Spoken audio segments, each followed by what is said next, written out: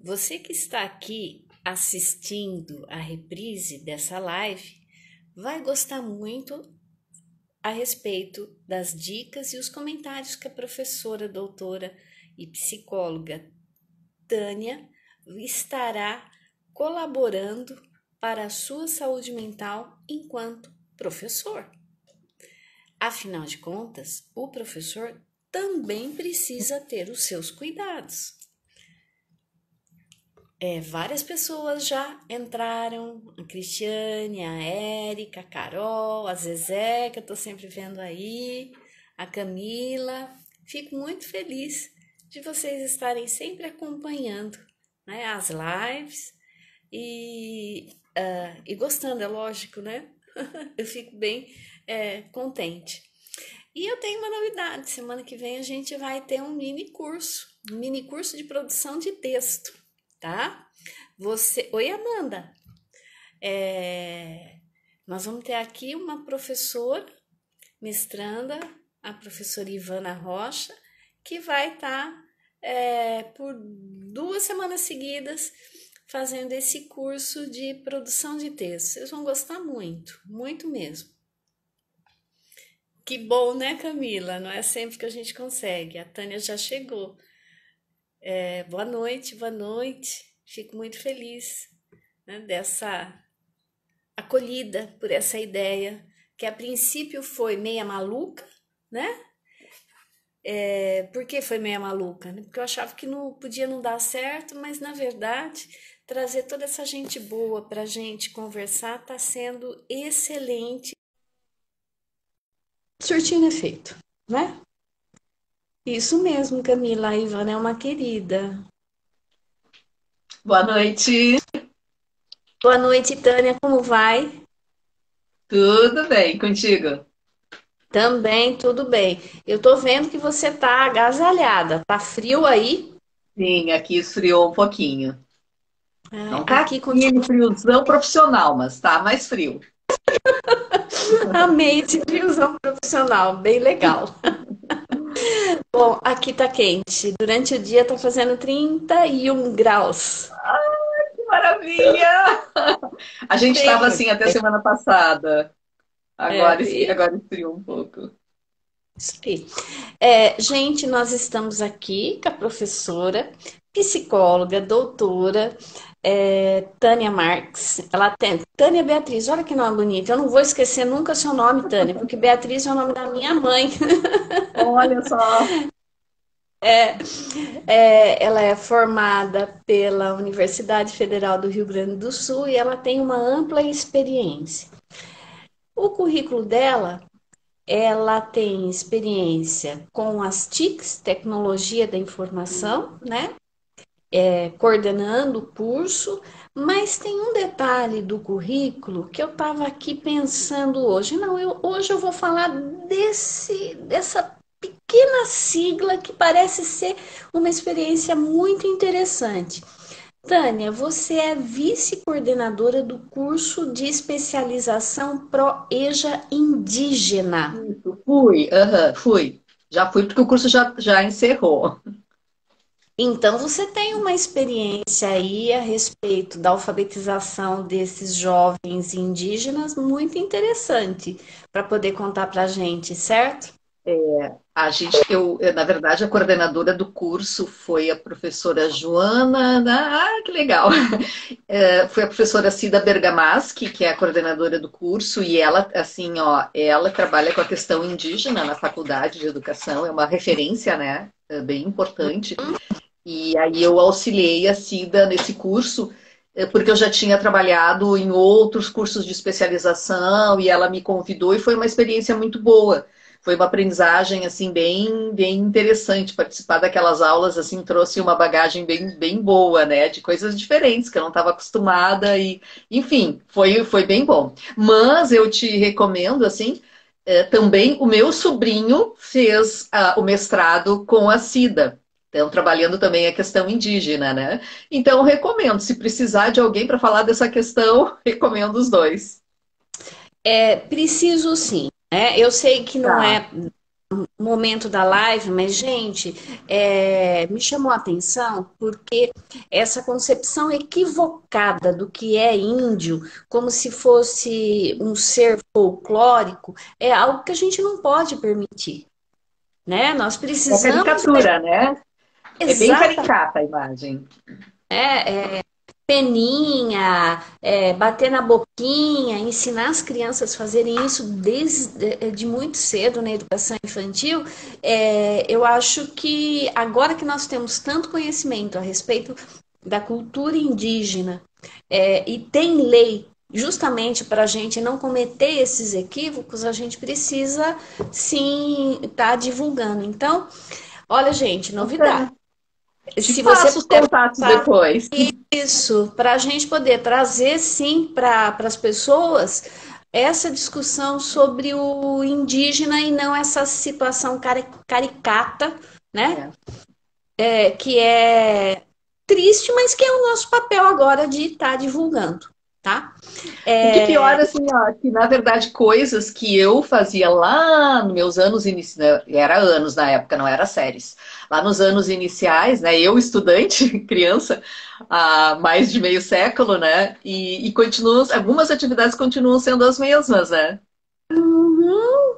É muito, muito, muito, muito sério isso, né? É. E como essa minha proposta é justamente trazer o conhecimento, não posso deixar esse equívoco cultural terrível, né? Bom, mas enfim, gente, nós teremos novidade. Eu espero que o seu sobrinho aceite. Vamos ver se dá tudo certo. Muito obrigada, Olha, Tânia. é dos raros e Vasco que a gente tem, né? É fácil de encontrar a nossa família. Tu bota porque eu sou Tânia, Beatriz e Vasco Marques. Coloca lá no Lattes e Vasco, ó, parente. Ah, com um sobrenome peculiar, né? É fácil É, de. O que aqui no é Brasil. fácil? É O russo, que é é russo. russo? Aqui no Brasil. Meu filho andou fazendo uma investigação assim e descobriu que na Rússia ele é um nome muito comum. Olha Aqui ele é só, errado. Aham. interessante. Muito É. legal isso. Gosto dessas E olha, histórias de. sobre o currículo, sabe que eu ando uma preguiçosa, que não ando atualizando o meu currículo Lattes desde que eu me aposentei na URGS. E agora, porque quando eu estava ainda na ativa, agora eu sou convidada apenas, professora convidada da URGS. Mas quando eu estava na ativa, eu tinha que fazer as progressões, e, enfim, o meu currículo estava sempre impecável. A cada não passava assim um dia, cada certificado não ficava um dia na minha mesa, eu já colocava direto. Agora não, agora estou relapsa. Ai, ai, A ai. última, só coloco coisas do tipo assim, foi professora homenageada numa formatura, só coisas desse tipo eu me apresso em colocar. Pois então, a aposentadoria traz alguns benefícios, né? Um deles é esse, de você escolher aquilo que você quer efetivamente colocar, né, a Exatamente. respeito de você. Tem os grandes benefícios. O que tem a E eu ver com o acho nosso tema de hoje, né? Porque isso melhora muito a saúde mental da pessoa. não tenha dúvida, né? Que a gente vai entrar agora nessa questão, né? O que é essa saúde mental do professor? Eu andei até pesquisando algumas coisas no sentido que é o professor tem 25 anos de magistério e depois se aposenta. Mas aí entra uma questões de interpretação jurídica, etc e tal. Eu falei, não, não vou levar nenhum tipo de informação dessa alçada para as pessoas que estão aqui. Mas eu acho interessante, e nesse caso a professora Tânia tem muito mais competência do que eu para falar, é que o desgaste que qualquer pessoa que trabalha com a intensidade que o professor trabalha com pessoas, ele traz uma perda da. Não sei necessariamente se é a perda, né, Tânia? Mas ele fica vulnerável, né? Porque uma coisa é eu atender pessoas do público o dia inteiro, que são pessoas diferentes. A outra coisa é conviver um ano com aquelas crianças que trazem não só a bagagem dela, mas da família todos os ônus e bônus que a professora vai, o professor vai administrando. Tá certo o raciocínio? Sim, nossa, com certeza. Um dia eu estava dando uma aula e não sei por que uma aluna trouxe o seguinte comentário, que ela tinha ficado muito chateada, porque durante uma aluna universitária, né, uma pessoa Aham. adulta, ela disse que estava chateada porque durante o seu parto os médicos ficaram conversando sobre uma festa. E aí ela ficou chateada com isso e eu disse que bom que eles estavam falando sobre a festa, porque se eles estivessem falando sobre o parto, significa que alguma coisa de errado estava acontecendo com o parto, né? Se eles conseguem fazer o parto desse jeito assim descontraído, é porque eles estão tão seguros com aquilo que não precisam, né, tá pensando aquilo, trocando ideias. Não, daí, mas mesmo assim ela disse que não, que ela ficou chateada. Mas assim, ó, isso é uma coisa importante que é necessário aprender, né, ao longo da carreira. Que coisa boa, quando o médico consegue fazer isso, significa que assim, ó, ele está fazendo o seu trabalho, né, mas ele consegue ter um distanciamento necessário. Porque, na verdade, é esse distanciamento necessário que vai permitir que ele faça bem o seu trabalho, cuide bem do seu paciente, mas ao mesmo tempo ele preserve a sua saúde. Imagina se ele estivesse sentindo o tempo inteiro com a intensidade de sentimentos que cada paciente que ele atende, né? Porque imaginemos assim, olha a intensidade do sentimento dessa pessoa e cada uma pessoa que vai ter que ser atendida. Então, imagina como é que ele vai ficar vulnerável se ele não conseguir fazer essa diferenciação e carregar todo esse sentimento para ele. Ele não consegue trabalhar, sem dúvida nenhuma. Mas, assim, ó, isso é um longo aprendizado, que é um aprendizado que é bem difícil de fazer e que eu acho que, de uma certa forma, assim, os professores não são tão preparados para fazer isso, né? De poder fazer essa diferenciação, né? Até porque, como tu salientaste, o paciente ele não está o tempo tem tanto tempo de contato com o médico quanto o aluno, né? Na criança de educação infantil, de anos especiais, é um contato muito intenso, né? E é inclusive esse contato físico, do afeto, né? As professoras recebem muito esse afeto, essa coisa de ficar perto. Então, de uma certa forma, a gente, sem se dar conta, acaba confundindo com as nossas relações interpessoais. Ou seja, misturando o que é uma relação interpessoal com uma relação de afeto, né, profissional, e uma relação que é de afeto, né? Então é muito mais difícil a gente conseguir separar, de entender que por mais que haja afeto, carinho, respeito, mas ao mesmo tempo é uma relação profissional, né? Então isso é bem difícil de separar, porque assim, ao mesmo tempo que a pessoa sabe, bom, eu gosto disso, isso me faz bem, é bom esse relacionamento, é bom esse convívio com os familiares, é bom esse convívio com as crianças.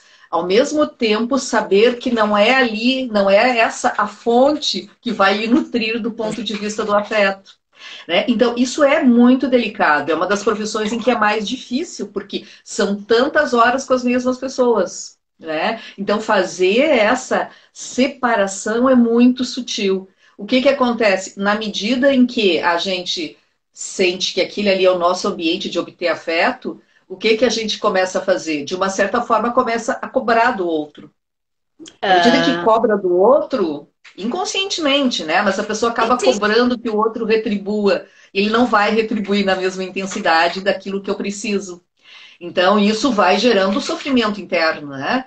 Então, isso é muito delicado da pessoa conseguir separar, né? Saber que tu vai passar tantas horas, vai ter uma relação de vínculo, de afeto, né, de carinho, de respeito, sobretudo, mas não é a sua fonte. Ela vai ter que ter outra fonte de obtenção de gratificações além daquela sala de aula, além daquela situação, né? É difícil, sim, mas a pessoa tem que saber que vai ter que procurar outras fontes, né? São coisas preventivas, né? Essa não pode ser a única fonte de gratificação de maneira alguma. É difícil porque a gente se envolve com o trabalho, acaba, né, tendo ideias, fazendo coisas fora do horário e a gente acaba extrapolando sempre. E normalmente, assim, ó, olha, se eu disser a hora que eu consigo ter as melhores ideias é quando eu tô tomando banho. Eu acredito. Porque Porque é é a hora quando, que a gente desliga. Desculpa? é quando desliga, é aquele momento que é seu, É isso literalmente. aí. É, mesmo essa questão de cuidar do outro, né? Por exemplo, quando você tem uma mãe que tem um filho autista com alguma deficiência, ou um parente que está com alguma doença muito grave, esse cuidador, que não é aquele cuidador que você paga para ficar, ele Isso. também corre o risco de ficar doente porque ele não consegue se dissociar daquele cuidado intenso que é 24 horas por dia. A pessoa acaba sentindo culpa, né? Porque como é que ela quer se livrar da pessoa por uns instantes, né? Ela quer se, como é que ela pode querer se livrar de alguém? Então aquilo vem, gera um sentimento de culpa a hora, porque a gente tem necessidades, né? Então tem necessidades, a gente precisa fazer coisas de outro tipo, não apenas, por exemplo, ficar com uma criança é muito bom, mas a gente tem momentos em que quer falar coisas de adulto, fazer coisas de adulto, né? Então a pessoa que há um tempo atrás não se tinha esse cuidado, mas hoje há todo um cuidado de pensar que o cuidador também tem que ser cuidado, né? Porque ele acaba adoecendo na medida em que ele acaba se esquecendo de si. Ele acaba se esquecendo que ele também precisa de cuidado, ele também precisa de atenção. Eu tenho uma coisa que eu gosto muito de pensar, que quando a gente está viajando, quando a gente viajava de avião, isso muito antigamente, né? Quando a gente viajava, uma das recomendações, né, quando a gente vai iniciar o voo, é que quando houver qualquer problema de despressurização, cairão as máscaras. Coloque primeiro a sua máscara, depois ajude a outra pessoa. Então, essa aí faz muito sentido, porque para eu cuidar do outro, eu primeiro vou ter que estar bem.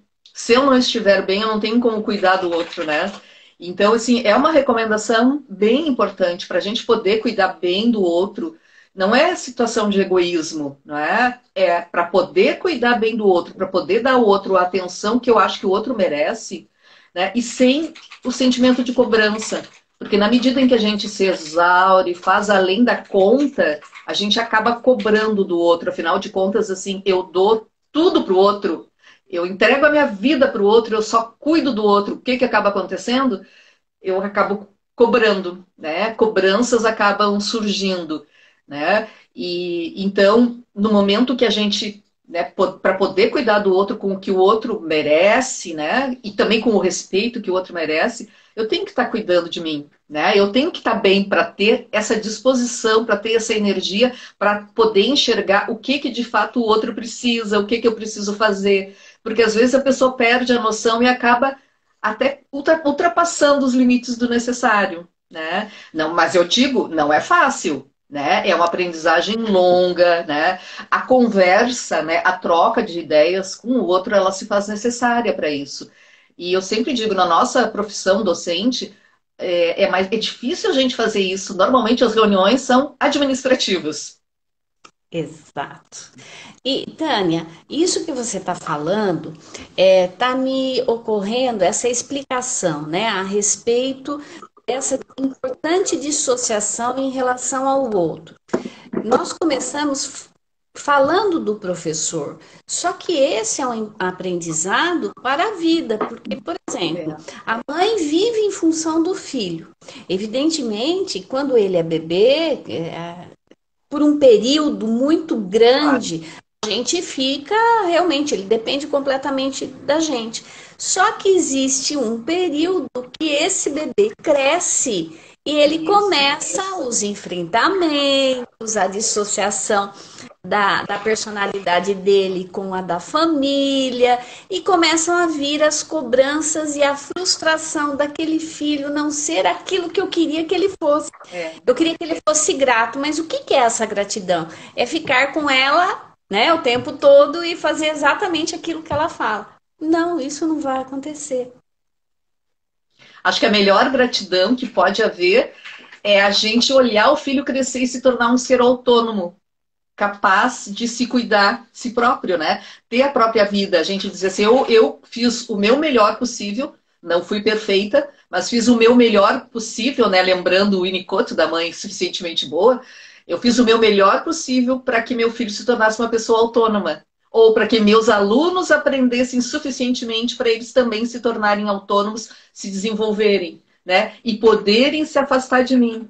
Então, mas isso a pessoa tem que estar preparada para passar por isso, ou seja, enxergar isso como um ganho e não como uma perda. Né? Porque a gente sabe que todo o processo de desenvolvimento ele envolve a cada época, a cada coisa, a época de largar chupeta, a época de largar fralda, qualquer uma dessas etapas da vida implica perder uma coisa, mas está ganhando outra, né? Está crescendo. Então, é todo esse preparo, né, de sentir assim, bom, que bacana que isso é um ganho. Mas eu, como disse uma amiga minha um dia desses, que a filha disse para ela, ô mãe, vai procurar tua turma. Olha, A mãe queria ir em todos os programas com ela, né? Em todas assim as saídas, saía com os amigos. Aí a filha arranjou um namorado e ela queria sair junto. Oh, mãe, procura a tua turma. É isso, né? Da gente poder ouvir isso, mãe, procura a tua turma, sem a gente sentir uma ofensa. Que bom que essa pessoa é saudável a ponto de dizer, tá, mãe, dá, agora cuida de ti. Porque se essa pessoa não fosse saudável, ela não seria capaz de dizer isso. E essa mãe também se deu conta, é verdade. Né? Mas assim, ó, o quanto de repente essa pessoa é saudável para conseguir fazer isso. Né? Eu sou assim daquelas pessoas que quando eu estou num restaurante, num ônibus, eu adoro escutar a conversa dos outros. Um dia, as pessoas têm que se cuidar comigo. Eu estava num restaurante e um casal tinha se conhecido pela internet. Marcou o encontro num local público, o que está corretíssimo, é isso que se faz, né? É assim que se faz. Não conhece, né? Não sabe quem é, marca o local público. Beleza. Aí então eles conversavam. O rapaz, até bem apessoado, assim, a moça também, mas o rapaz era bem apessoado e tal, mas só ele que falava. E daqui a pouco ele dizia assim: ah, mas tu vê só, eu tenho 40 anos, eu tenho um emprego bom, ganho bem. Mas assim, ó, a casa dos meus pais é muito grande, eu moro com eles, porque no final de contas é uma casa grande para ficar só eles lá, então não vale a pena, moro com eles. Até aí tudo beleza, né? Até aí tudo bem. Mas eu moro com os meus pais, aquela coisa. Tá? E aí, assim, ó, é bom porque a gente divide as despesas, minha mãe me tapa quando eu vou dormir.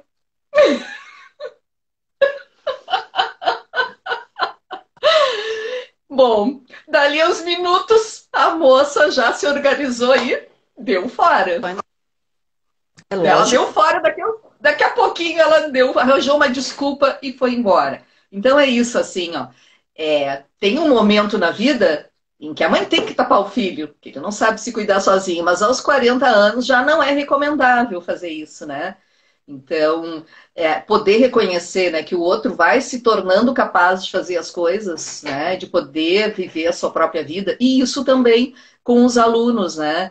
E claro, aí é uma situação delicada, porque, como eu dizia antes, a pessoa trabalha, tem esse convívio intenso com os seus alunos e como não se apegar a eles, né? Como de repente não desenvolver esse sentimento de afeto, mas que ao mesmo tempo vai se transformar em cobrança em muitos momentos.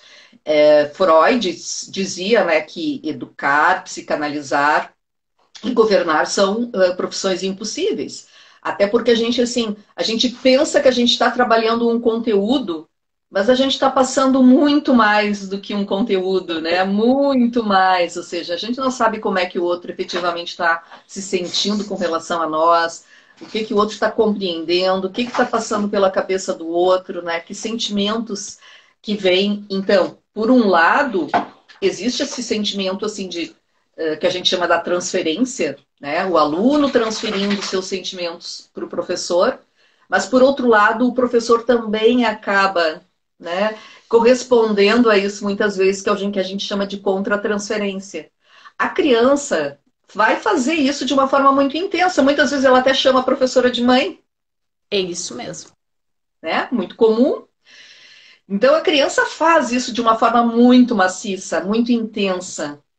mas é o adulto que tem que compreender o que está acontecendo, né? Que apesar disso, apesar desse afeto, ela não é de fato a mãe. Ela é uma pessoa querida, ela é importante, né? E a gente sabe que em muitos casos a professora é a pessoa que vai ser a referência na vida da criança, né?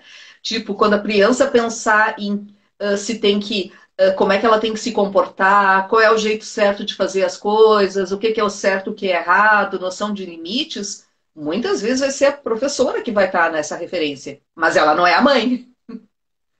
Exatamente. Então, e são coisas importantes assim que a gente tem que aprender a cuidar para manter a própria saúde, né? Mas alguém dizia, eu não li tudo, precisamos antes de cuidar, precisamos nos cuidar, com certeza, na É, situação de pandemia.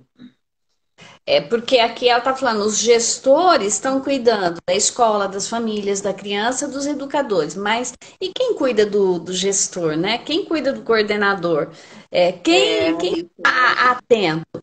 E assim, o que a gente está trazendo na conversa é exatamente isso, que o desgaste de cuidar numa situação, entre aspas, normal, né? Imagine Isso. agora que É. o cuidar ele passa a ser revestido de um outro caráter, que eu não estou junto, mas existe um outro contexto que nos deixa extremamente nervosos, né? Em relação, antes um pouquinho da gente falar um pouco da pandemia, eu queria comentar com você a respeito da síndrome de Burnout, que Uhum. andei lendo, fiquei assustada com as informações, né? O que é, a professora Tânia vai explicar o que é isso, e que atinge muito os professores. E é uma síndrome decorrente do que? De tudo isso que nós estamos conversando e essa falta de dissociação, além de outros estresses na profissão. Ameaça, né? Insegurança na escola, que a gente sabe de alguns alunos que cometem violência contra o professor e uma série de outras coisas, experiências, digamos assim, que não são agradáveis, pelo contrário, ela causa medo no professor. É. Né? E como é que a gente pode encarar? Quais são essas características? Realmente é preocupante, Tânia, essa É. síndrome que afeta a Entre saúde do os professor? professores, entre os professores, assim, existem algumas patologias que são bem características da profissão. Um dos problemas são os problemas de voz, né? Problemas de voz porque a gente fala demais, muitas vezes as pessoas se esquecem de tomar água, né? Então, acaba sendo problemas, assim, bem sérios às vezes. E o outro problema, então, que acomete professores, é bom sempre a gente, ó, vamos brindar, um brindezinho, um brindezinho. Tintim. O outro problema que acomete os professores, então, são os problemas de origem emocional. E a gente tem, assim, a depressão é bastante intensa e essa síndrome de burnout é uma síndrome que é de esgotamento profissional. E ela pode se dar por várias coisas, né? Então, eu fiquei me lembrando de uma cena, agora, enquanto tu falavas, eu fiquei me lembrando de uma cena de uma estagiária que eu fui visitar na escola. E a situação de visitar estagiários ela é muito boa, porque a gente consegue ver muitos locais diferentes, os funcionamentos, a gente consegue comparar, é muito legal. Eu gosto muito, assim, serve de uma aprendizagem muito grande.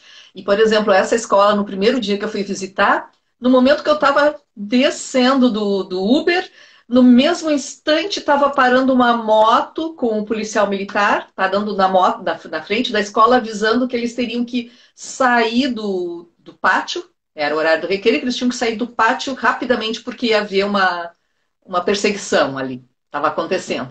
Disse, nossa, nossa, gente, foi uma experiência, porque daí, assim, as crianças, claro, a professora já estava acostumada com essa situação, né? Mas foi muito interessante o estado de agitação daquelas crianças, né?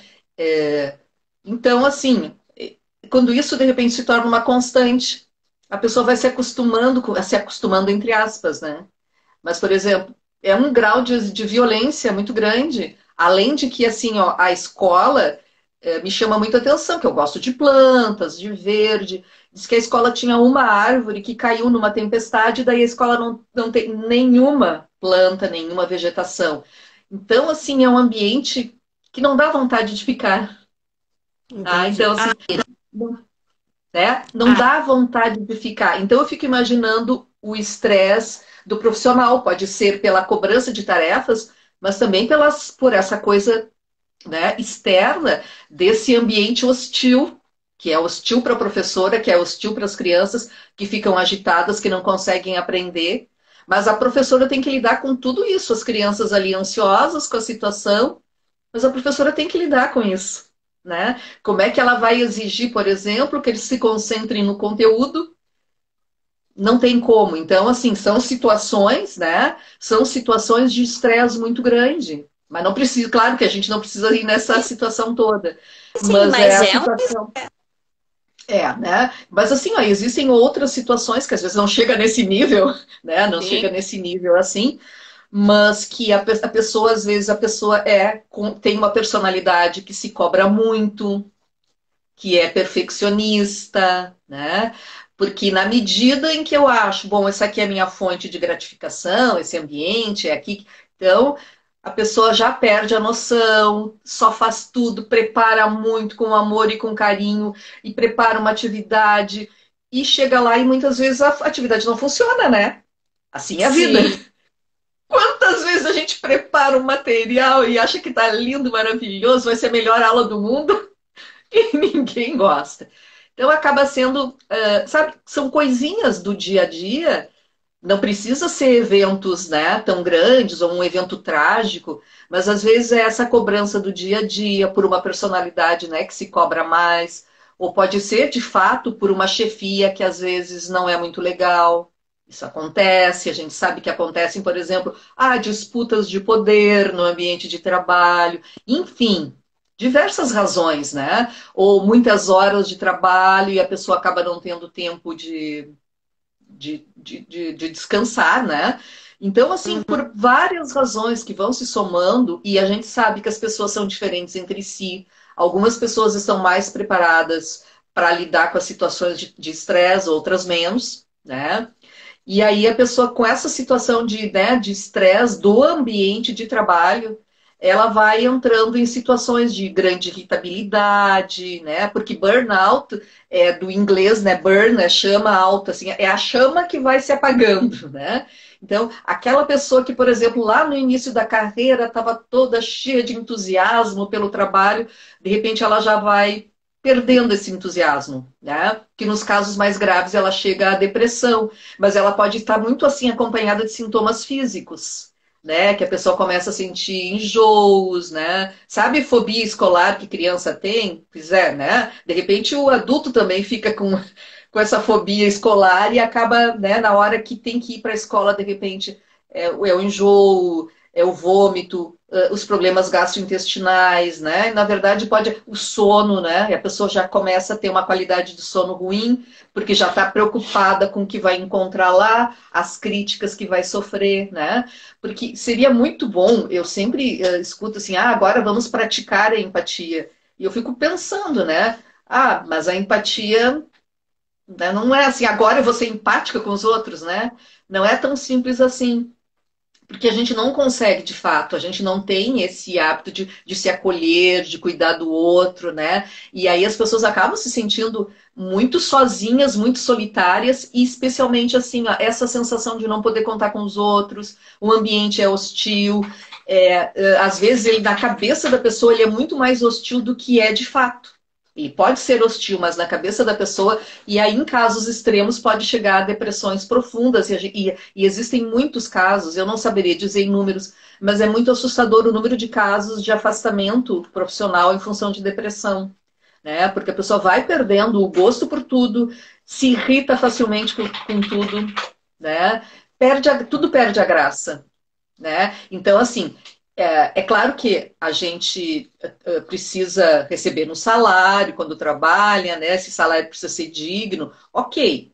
Mas a gente não pode trabalhar só porque, bom, é o dinheiro ali, ok, mas a gente precisa ter uma gratificação profissional. A gente tem que sentir que esse trabalho também nos traz alegria, né? Ou seja, estou aprendendo, estou crescendo como pessoa, porque a gente passa muitas horas no ambiente de trabalho. Então, a gente conseguir essa coisa, esse equilíbrio de, ao mesmo tempo, sentir prazer naquilo que está fazendo, mas não confundir os sentimentos, né, com os sentimentos dos alunos é muito delicado, é um fio muito delicado. E, infelizmente, não se conversa, nas escolas é difícil haver esse momento, né, de discussão. Eu acho que tem algumas escolas que conseguem já promover. Eu participei de um evento online na terça-feira com a Secretaria de Educação de Cachoeira do Sul, que é aqui do interior do estado, bem na região central do estado. E eles estão fazendo, é um município pequeno, e eles estão fazendo um projeto muito bacana junto com uma universidade que se localiza lá, que é um projeto chamado Acolhendo Sentimentos. Eu achei maravilhoso, assim, o nome do projeto é lindíssimo, né? E é justamente assim de se colocarem à disposição para poder acolher esses sentimentos dos professores, dos diretores, enfim, que estão sofrendo nessa situação de pandemia que aumentou, né? Porque as pessoas estão mais ansiosas nesse momento do que nunca. E especialmente por quê? Porque nesse momento está todo mundo tão ansioso, quem que vai me ajudar se está todo mundo ansioso? É muito complicado. Conforme você foi falando, né? Sabe quando o filme volta na cabeça? E eu lembrei de de alguns comentários, né? Que o professor que está iniciando a carreira, quando ele chega na escola e começa com uma série de ideias, não sei o quê, eu tenho a reclamação de muitas ex-alunas falando assim, mas professora, eles falam que eu tô assim só porque eu sou novinha. Não me levam a sério. Larga a mão, menina, de ser boba, não faça isso. E tem professor que nem novo é, né? Ele já está há muito tempo na carreira, que toda vez, sabe, aquela pessoa entusiasmada, e o grupo não vai, e o grupo não vai. Então você não sabe se o problema é o grupo, se eles estão cansados, se eles não estão preparados, se eles não estão com vontade, mas na verdade a gente tem esse contexto, né? Que o fogo está apagando, literalmente, o fogo está apagando. Tem sim o problema da gestão, tem pessoas, a Valéria, por exemplo, está comentando aqui que ela adquiriu asma depois de adulta por conta de trauma emocional com gestor de escola. E isso acontece? Acontece entre outras coisas. Eu me aposentei e trouxe de presente da minha aposentadoria 3 úlceras. Uau! 3, né? E que eu ainda preciso cuidar. Já estou aposentada há um determinado tempo, mas assim, eu tenho aquela propensão, e se eu não cuidar, eu sei que vai acontecer. O que é isso? É essa solidão que a gente sente na escola e na direção, na coordenação, a gente vai ficando cada vez mais sozinho, né? Porque você tem que tomar decisão, é cargo de liderança, então são funções que não ajudam você a crescer. Uma vez eu ouvi uma professora, né, lá na Unicamp, ela comentando assim, que o ambiente escolar, ele dificulta o crescimento da pessoa. E eu não conseguia entender, né, naquele momento. Mas foi uma observação muito sábia. Não que ele seja mesquinho, a questão não é ser mesquinha, mas essa enxurrada de emoções não permite você se libertar, né? E agir com mais autonomia naquele processo que seria favorável para você crescer saudável. Eu não sei se eu estou certa no raciocínio, Tânia, se é essa mesma. São É. considerações que a gente pode fazer razoáveis para analisar isso. Porque às vezes acaba acontecendo um ambiente competitivo, né? Demais, assim, por exemplo, claro que a minha experiência assim na universidade, que daí as pessoas são, a gente trata com adultos todos, mas especialmente a competição entre colegas, de assim, de uma maneira muito direta dizer, não vou, sabe? A gente sabe que a pessoa daí não autoriza, está numa comissão, daí não autoriza um projeto porque ela não gosta de ti, sabe? São coisas assim que são muito, esse ambiente de competição acaba estressando muito, né? Muito terrível saber que, bom, mas por que que isso está acontecendo? Isso não é justo, essa sensação de injustiça, não é apenas uma sensação, é a injustiça A de fato, injustiça. né? É a injustiça, porque se fosse só a sensação seria mais fácil da pessoa lidar. Mas saber que ela é boicotada em muitos momentos. Então, esse ambiente de trabalho vai se tornando tóxico, né? Porque a pessoa planeja algo, tem um entusiasmo, e aí ela é boicotada porque, de repente, outra pessoa acha que aquela ali não pode aparecer tanto, né? Enfim, é uma coisa muito estressante, assim. E uma vez eu estava fazendo. A minha filha é formada em pedagogia, ela tá por aí, formada em pedagogia, mas ela não exerce. Aí um dia eu estava lá no município onde ela mora, fazendo uma palestra para professores, e aí ela foi assistir e tinha uma professora fez antes de mim um relato de experiência de uma atividade que ela fez em aula com seus alunos. E era uma atividade muito simplesinha, assim. Mas, e aí eu elogiei muito, depois que ela terminou a sua apresentação, seu relato de experiência, eu elogiei muito, mencionei muitas vezes durante a minha fala. E daí a minha filha me perguntou, mas mãe, mas por que que tu chamou tanto atenção, tu falou tanto do trabalho dela, mas era uma coisa tão simplesinha. Eu disse, mas é isso, é justamente se a pessoa teve a coragem de ir lá na frente, se expor, e ser valorizada, né, naquilo que ela faz, o quanto isso é uma coisa importante, né, das pessoas saberem que o trabalho que ela faz, ele é muito, muito importante, mesmo que ele não tenha nada de, sabe, de extraordinário, até porque as coisas que a gente faz no dia a dia vão se tornando simples, né? Por exemplo, a gente está aqui conversando, a gente tem experiência em live, então tá, para nós isso é banal, vai se tornando banal, né? E daí parece pra gente, daí fica parecendo pra gente que isso é uma coisa muito simples de fazer, porque a gente faz, né? E daí a gente acha que isso é fácil. E aí eu digo que às vezes as professoras fazem o seu trabalho, fazem algumas coisas que podem até ser muito simplesinhas, né? Mas que fazem um bem muito grande, que produzem um efeito muito grande, que não precisa de uma coisa mágica, né? Não precisa de uma coisa de outro mundo, que é justamente poder encontrar essas coisas simples, né? Que justamente elas funcionam, que não precisa esperar algo mágico, revolucionário, né? E poder valorizar esse trabalho. Isso também ajuda na saúde mental, né? Porque de repente a Exato. pessoa pensa, o trabalho que eu faço, ele não tem essa importância de eu mostrar para os outros, né? E poder a pessoa então ir lá num palco, se expor, mostrar, né? Então tudo isso significa autoestima. Isso significa cuidar da saúde, né? Poder fazer essas trocas. Eu sempre digo, quando eu vou em escolas, então, quando eu vou em eventos, eu sou uma pessoa exibida, eu adoro um palco, adoro um microfone. Eu também. Pessoas exibidas assim, né? Então, mas eu sempre digo, olha, eu adoro que me convidaram, fiquei muito feliz, adorei vir falar. No entanto, eu sugiro que conversem mais entre si, né? Essa coisa de poder encontrar as coisas bacanas e se valorizarem entre si, que eu acho que isso é uma coisa difícil. As reuniões acabam sendo administrativas, as pessoas falam né, das coisas que tem que organizar, das coisas da organização, mas assim, essas coisas bonitas que elas fazem, muitas vezes não tem oportunidade de comentar com o outro, né? Não, não. E o ambiente ele vai ficando cada vez mais inseguro.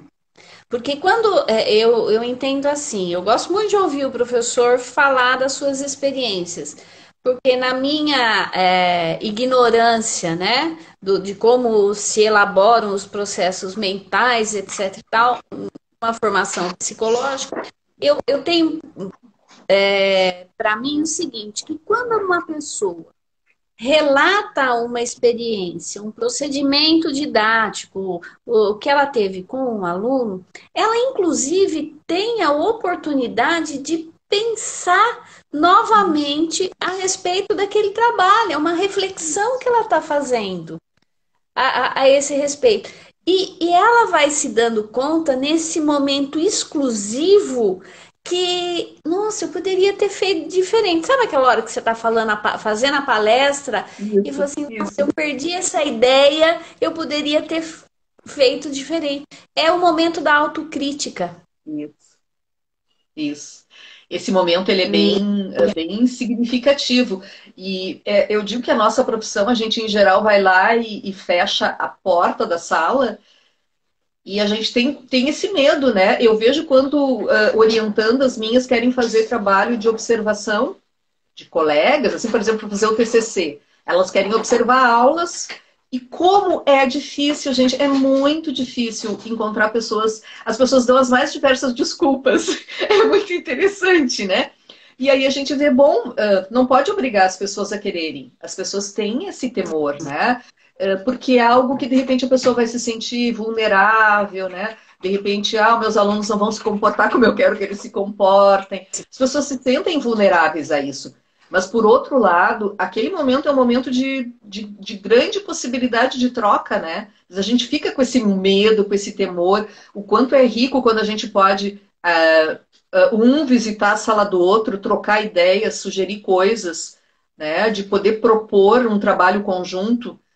Mas isso é bem difícil, né? A gente mudar é uma coisa bem cultural, bem enraizada, é difícil trocar, né? Então, assim, eu acabo, quando as pessoas querem fazer observações, pode assistir à vontade, posso gravar, pode filmar, pode fazer o que quiser, né? Que aos poucos a gente vai se acostumando, mas é claro que num primeiro momento a gente se sente vulnerável, né?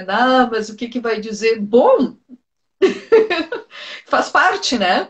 Faz parte, mas a gente aprende com isso. Essa que é a questão principal, né? Quando a gente troca com o outro, que a gente pode fazer essa experiência de ir lá, ver coisas bacanas que o outro está fazendo, coisas não tão bacanas, e a gente se dá conta que a gente também faz coisas não bacanas o tempo inteiro, não tem como a gente ser bacana o tempo inteiro e poder conversar, né, e trocar ideias sobre isso, né? E eu acho que é um momento de exato. grande crescimento para as duas partes e para a preservação do bem-estar, né? A gente poder dizer assim, não, tal pessoa, porque vai acontecer isso.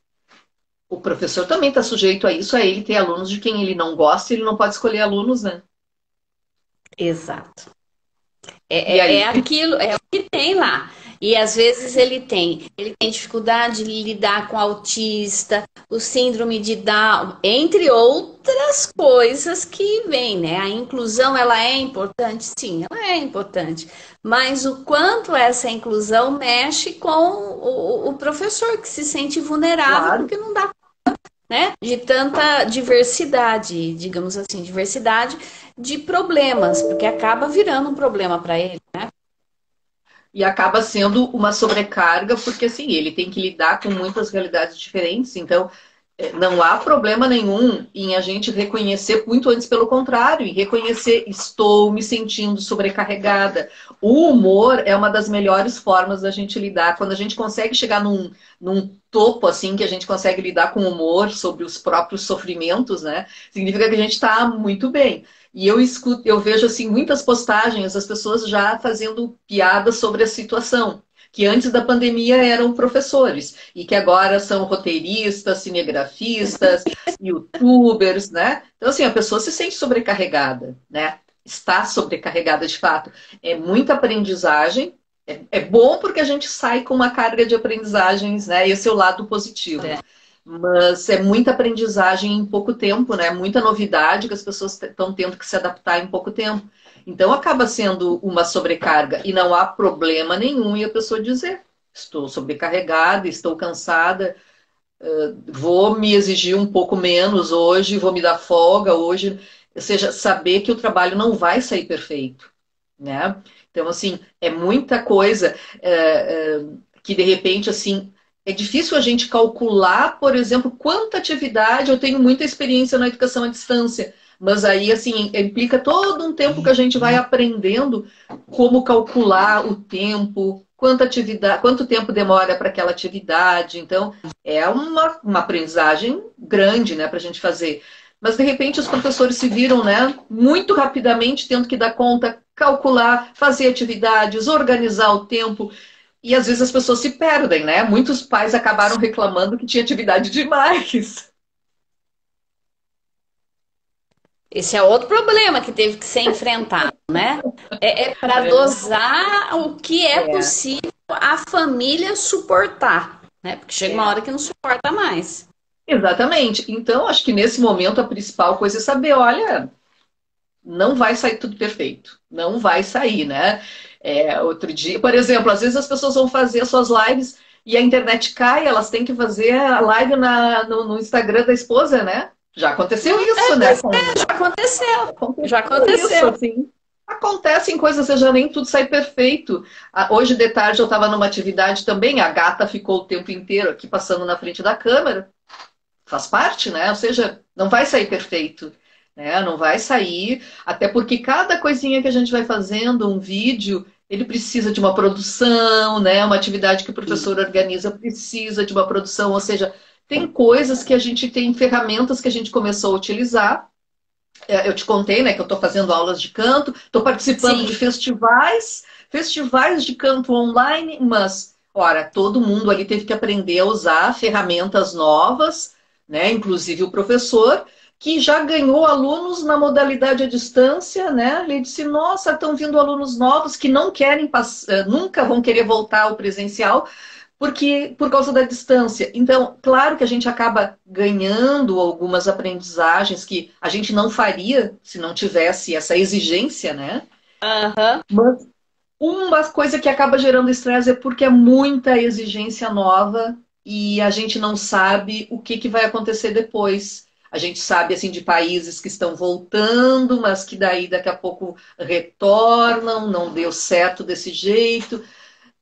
É tudo tentativa, né? Não tem ninguém sabe dizer quanto tempo vai durar ou como é que vai Não. ser, não se tem ainda, né? Então isso tudo acaba gerando ansiedade. E como lidar com isso?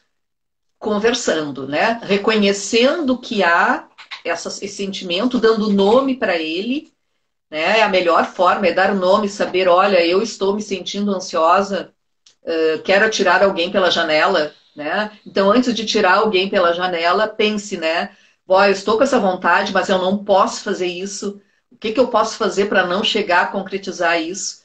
Né? Isso é se cuidar, né? Isso é se cuidar, é reconhecer, se dar o direito de saber que está sentindo coisas que não são bonitas de sentir, mas a gente sente, faz parte da vida da gente. Essa questão de reconhecer o sentimento pode ser, pode não, é a melhor dica para cada um de nós, justamente para poder aceitar os limites, né? Eu Isso. não posso ir além disso porque eu já estou esgotada. É isso Olha, aí. é assim, dizem que conselho não se dá, né?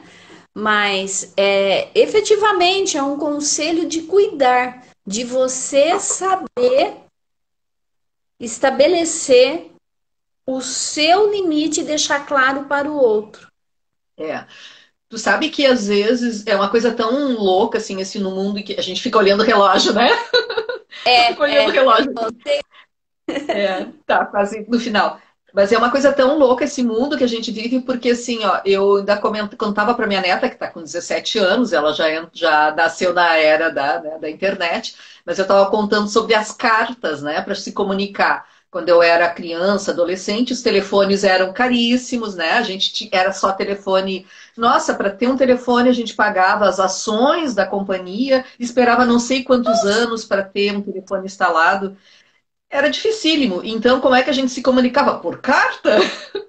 Que demorava não sei quantos dias para ir, não sei quantos dias para voltar. E hoje a gente acha que tem que estar à disposição imediatamente. Então, a pessoa manda uma mensagem, manda um WhatsApp. E se a gente não respondeu no exato instante, a gente demorou, por exemplo, 10 minutos para responder, já está pedindo desculpas por ter demorado.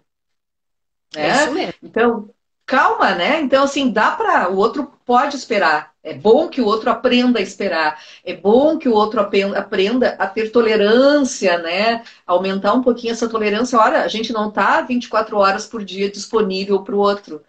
Então, poder também saber esse limite. A gente tem a tecnologia, ela é maravilhosa, eu amo, mas também poder usá-la de uma forma que não seja invasiva, né? No sentido de causar o mal-estar, de causar doença. Então, isso reconhecer que não precisa pedir desculpa se não estava ali respondendo na hora, né? Exatamente.